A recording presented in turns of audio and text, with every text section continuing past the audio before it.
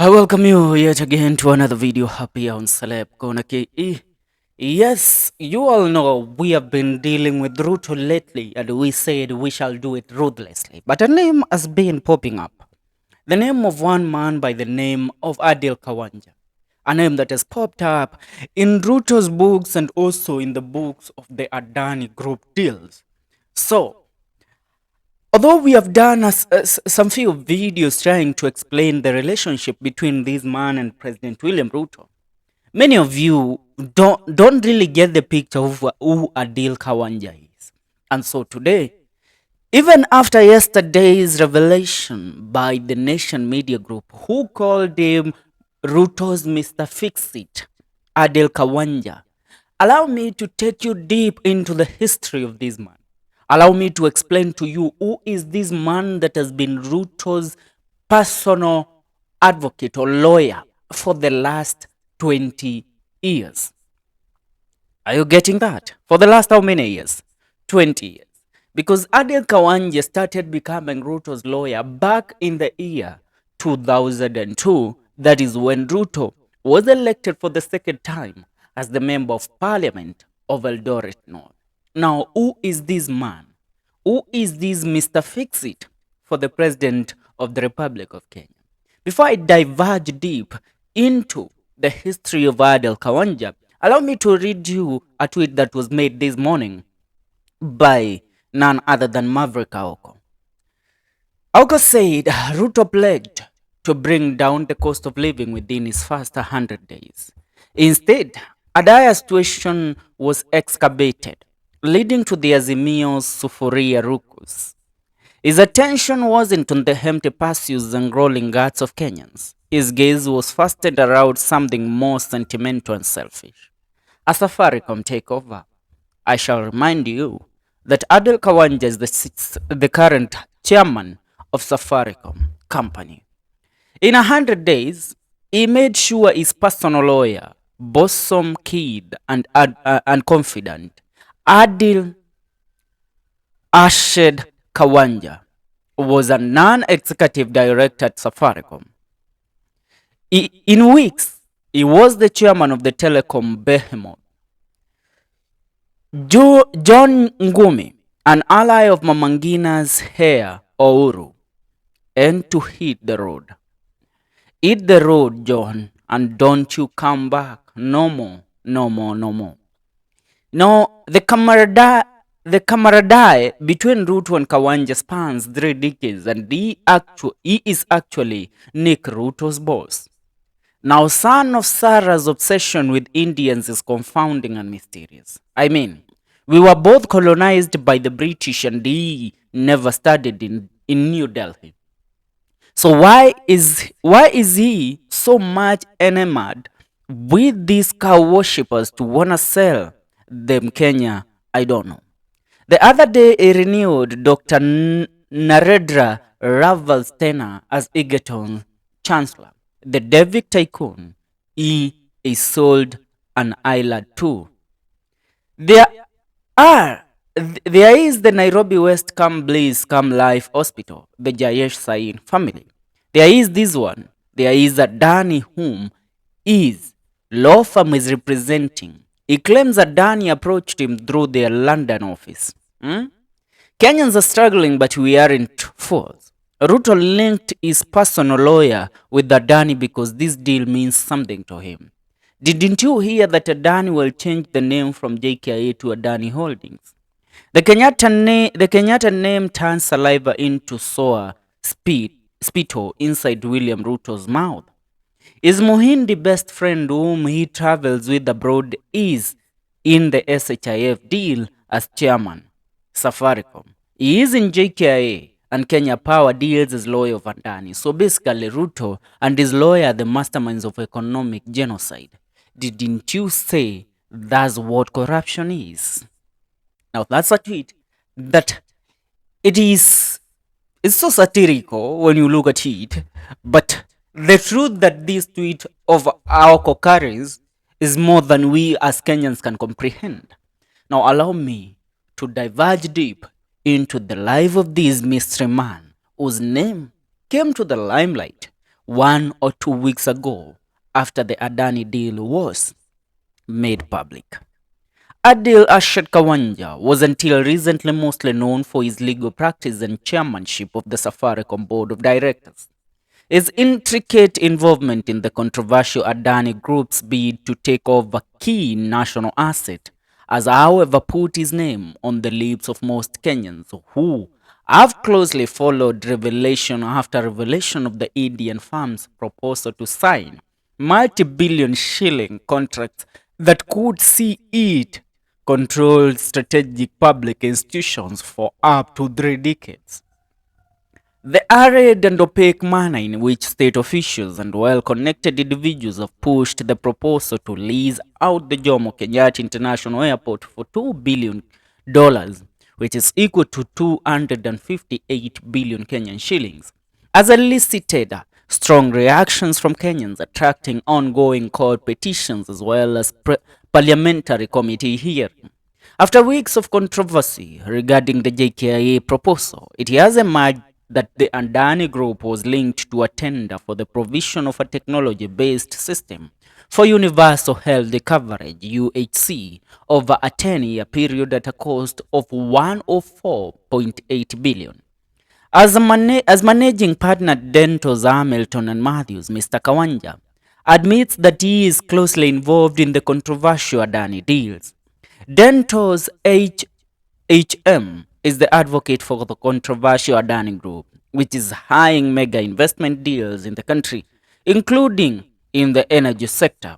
In a rare interview with Nation, however, Mr. Khawaja is quick to point out that he sees as what he sees as the potential benefit the proposed transaction will bring to the country. Trusted advisor. About 100 days into President William Ruto's tenure, Mr. Khawaja was appointed as non-executive director at Safaricom, putting him at the helm of Kenya's foremost corporate behemoth. A few weeks later, the Safaricom board appointed Mr. Khawaja the telco's chairman, replacing John Gumi, a close ally of former President Uhuru Muigai Kenyatta. Safaricom undertakes big-ticket government projects, making it strategically one of the most important corporates in the country, whose management has direct access to State House. His appointment to this position underscored his close relationship with the incoming Kenya Kwanza administration. Since then, Mr. Khawaja has accompanied the president, a frequent traveler on most of his foreign trips, putting him on a short list of the head of state's most trusted advisors. He does not deny the description of being the Mr. President's fix-it. When you see the president going on a trip, he is going to talk to investors to invest in our country. He must have people that can help to provide the necessary advice. Khawaja, in a phone interview on Monday, as he was being interviewed by the Nation, said. Now, the managing partner, Dentos Hamilton, Harrison, and Matthews, calls the president his longtime friend, and I shall quote him. President William Ruto is my close friend for more than 30 years. Our friendship goes way back between our families. But I am not the president's personal lawyer. A denial which most Kenyans see as something that Mr. Adil Khawaja tries to put out so that he will defend his position in President William Ruto's life. Now, the University of Sheffield alumni serves on various boards that includes Rhino Arc Charitable Trust, CMC Motors Group Limited, and Atua Ecop Africa Limited. He had an 8-year stint as a director at KCB Group between 2012 and 2020. The latter 4 of which he served as the bank's chairman. KCB. Remember, President William Ruto is one of the biggest shareholders at KCB. Mr. Khawaja also served on the board of Kenya Power, where he quit in July 2020 alongside 4 other non-executive directors as part of the reorganization at the utility firm, remembering that now Adani is looking to take over Kentrack or Kenya Power, where Mr. Khawaja worked. Are you relating these stories? Now, Adani Group is banking on Denton's HHM to handle legal cases challenging its proposed takeover of the Jomo Kenyatta International Airport in a 30-year lease. Adani Airports Holdings Limited, a subsidiary of the Adani Group, picked Mr. Khawaja's law firm to defend it in the case filed by the Kenyan Human Rights Commission and the Law Society of Kenya seeking to stop the transaction. The tremendous benefit. He says, based on the proposal on the feasible study, the PIP, private initiated proposal, will be of tremendous benefit to the Kenyan public. If the contract is signed as proposed in the PIP, the project will elevate the status of JKIA and also offer an increase in job opportunities to the people of Kenya, said Adani in its replying affidavit drawn by Dento's HHM. Adani is also eyeing a separate 95 billion deal with the Kenya Electricity Transmission Company, Kentraco, to construct high voltage power transmission lines and substations in Kenya. Mr. Khawaja says that his law firm was referred to Adani through its offices in London and the United Arab Emirates, UAE. He says Adani Group picked his law firm due to its years of experience and track record advising on mega PPP deals that have proved successful. And I quote him, Adani is one of the biggest companies in the world. They are already running the port in Tanzania and they want to expand across the East African region. He said, giving away clues on what the terms as additional PPP deals in the pipeline. Adani International Ports Holdings Pte Limited, AIPH, in May signed a 30-year concession agreement with the Tanzania Ports Authority to operate and manage Container Terminal 2 at the Dar es Salaam port. Dento's Hamilton, Harrison and Matthews has also been engaged in the deal for the provision of a technology-based system for the Universal Health Coverage, UHC. Now, the government has awarded the consortium a contract to provide an integrated healthcare system, IHTS, for the UHC program, saying in a statement that payments to the partners will be based on achieving preset performance benchmarks. Abu Dhabi firm Apayro Limited owns 59.55% stake in the consortium Safaricom as a 22.56%, while Convergence Network Solutions Limited has a shareholding of 17.89%. Apayro is a subsidiary of Abu Dhabi-based investment firm Cyrus International Holding. Cyrus is a subsidiary of International Holding Limited, IHL, creating a web of companies that make it hard to track the beneficial owners. Cyrus is currently in a joint venture with Adani, in which they run a company known as Cyrus Digitech Limited. In July, the acquisition of Courage.io Private Limited, which they called a cutting-edge sovereign AI and cloud platform company. In the UHC consortium, Safaricom is represented by its long-time legal representative Kaplan and Stratton, while Apayro is represented by Ajarwala and Kaan, ALN, Kenya. Meanwhile, Denton's Hamilton, Harrison, and Matthews is representing Convergence. Now, we give some preliminary advice to Convergence. They are a big technology firm that has done many large projects that have been successful, said Khawaja. He added that the UHC program was already in place even before he was appointed the Safaricom chairman. Quoting him, this program was started by former President Uhuru Kenyatta and it's only now that we are seeing its implementation. A lot of background work had been done in the last 2 years, said the lawyer. Now, he argues that public-private partnership PPEs are critical to the country's development amid shrinking public physical space. My firm has had 12 years of PPP experience. We have advised on a lot of projects and some are still in the pipeline in various sectors, including healthcare, said Mr. Khawaja. He terms the appointment to the Safaricom board as merited, given his vast boardroom knowledge and experience.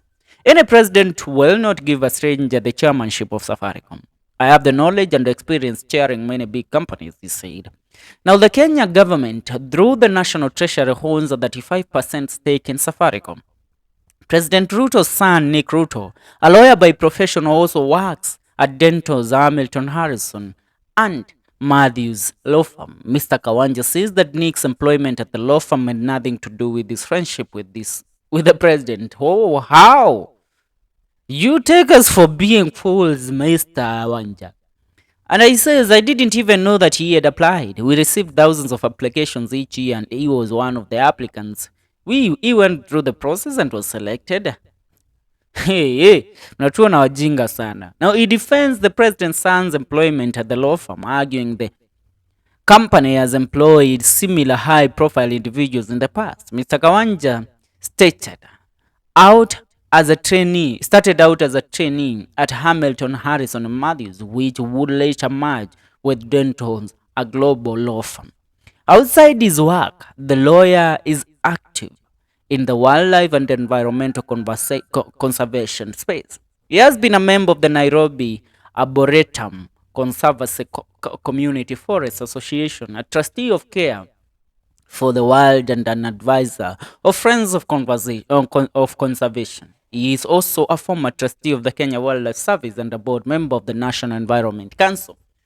Now, that is clearly your relationship with Mr. Adil Khawaja's decades of relationship with President William Ruto. But where did this guy start?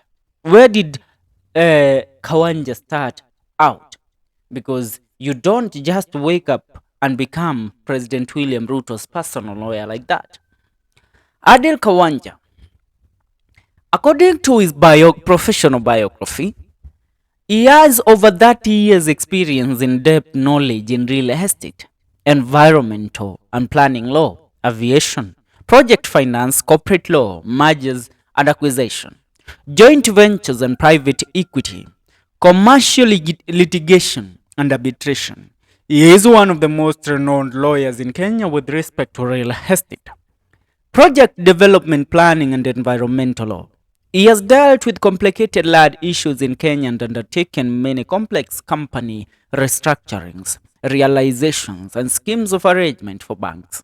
He has advised on numerous mergers and acquisition transactions, including one of the largest multi-million takeovers in Kenya. Adil Khawaja is recognized as a leading lawyer by IFLR, 1000, Legal 500, and Chambers Global, all international recognized legal directorates. Practice areas: real estate, planning and environmental, mergers and acquisition, joint ventures and private equity, banking and finance, insolvency and restructuring, competition or antitrust, aviation, energy and infrastructure, arbitration, telecommunications, media and technology. His qualifications: he was admitted as an advocate of the High Court of Kenya. He was admitted in the bar in the year 1994. His education: Khawaja in 1994, he finished his studies at the Kenya School of Law with a diploma in law and was admitted to the bar finals. From 1990 to 1993, he studied at the University of Sheffield, LLB owns. Employment: in 1993 to 1994, he was a trainee at Hamilton and Harrison Matthews. In 1995 to 2000, he was an associate at Hamilton, Harrison and Matthews. In 2001 to 2013, he was a partner at Hamilton, Harrison and Matthews. In 2013 to present, he is a managing partner of the Hamilton, Harrison and Matthews law firm. His firm description: Hamilton, Harrison and Matthews is one of the Kenyan's highly acclaimed law firms with a tradition of excellence dating back to 1902.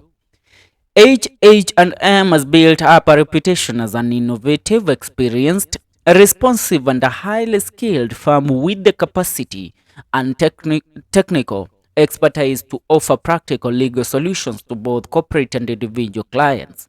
H&M has consistently been rated as top-tier dispute solution corporate and commercial law firm in Kenya by various international legal directorates. Now, the firm is one of Kenya's largest firms with a dedicated team comprised of 14 partners and 24 associates who are supported by a team of over 40 legal assistant, administrative, and paralegal staff. They say they offer legal services to clients all over the Kenya and have their primary office in Nairobi and a second office in Mombasa. Now, let's go back to this man, Adil Khawaja's relationship with the President of the Republic of Kenya. Adil Khawaja, did you know that he was the man that even drafted the ways on how Ruto would win the case against him in the Hague in the 2007-2008 post-election violence? Do you know that? Do you know that Adil Khawaja was the man that sat down with Ruto together with other interested parties in Abu Dhabi, Dubai, and drafted ways on how then the Deputy President of the Republic of Kenya would win the elections against Uhuru Muigai Kenyatta? Many of the people of the Republic of Kenya wondered, how did Ruto get the financing of becoming the next president of the Republic of Kenya and campaigning from 2018 to 2022? Then, those who didn't know, you now know. This man was among those that were strategic or key players in planning for Ruto's takeover as the president of the Republic of Kenya, and the meetings were planned and executed in Dubai, where money. You wonder why Ruto receives so much credit from the UAE, the United Arab Emirates. I told you Ruto has invested trillions of money in UAE. You ask yourself why Ruto is, when he was traveling to the United States of America, he was given a private jet, which to hire it, you need to hire it at 200 million Kenyan shillings. But the government told us that they only paid 10 million for that because the UAE is a friend to Kenya. Which we are not fools. Sometimes I always say that we ain't fools as a country and as a republic. We ain't fools. One thing, if it is not what was revealed recently, we would never know about Mr. Adil Khawaja. You get that? Adil Khawaja and Ruto have an history. They trust each other.